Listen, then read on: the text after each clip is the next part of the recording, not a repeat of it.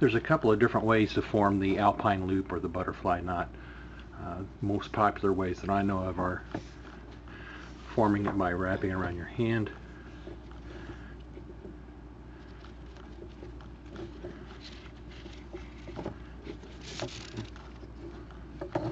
pulling it back through, allowing it to roll over.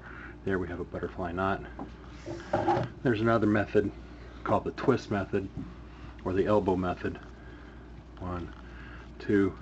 This is called an elbow. Reach around and pull that through. There's a third method of tying a butterfly, and that is as a follow-through. The follow-through allows the working bite of the knot to be placed around a standing object. And these can have some advantages in technical rescue applications, in rigging, both in patient packaging and rigging into different rescue systems, whether that be a proof ring or a rigging or anchor plate. Let's start using a different colored rope. For purpose of illustration, the standing object that I'm going to tie this knot around or through is going to be the bite of this butterfly knot. If I'm going to use this as a tourmaline knot, I leave myself about 2.5 to 3 feet of rope. I tie myself a simple overhand knot. I orientate the knot so the cross is down and the empty loop is up. I then place the working end of the rope around my object, and I come back up the opposite side like so. This part is really key. A butterfly loop is basically 2 interlocking overhand knots.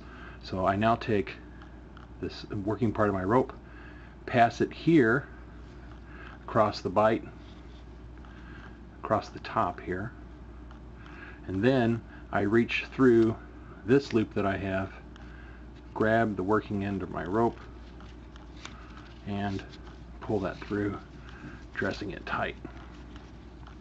There is my butterfly knot.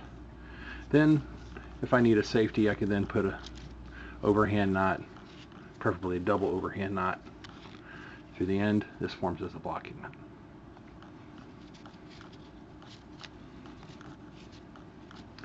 We're going to do this as a take 2 here in just a second.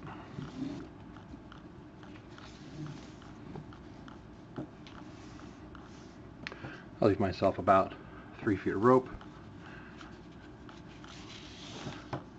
I form a simple overhand knot. I dress it to the side and hold it. Pass that around my object like so. And I come back up through. Notice my object is captured. I then pull everything down up against the cross, pass the working hand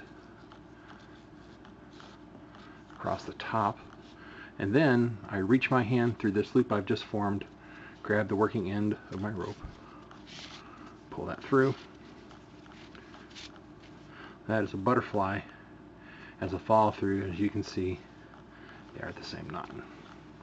If I'm going to use this as a terminal end loop or as a termination knot, I'm going to put a blocking knot.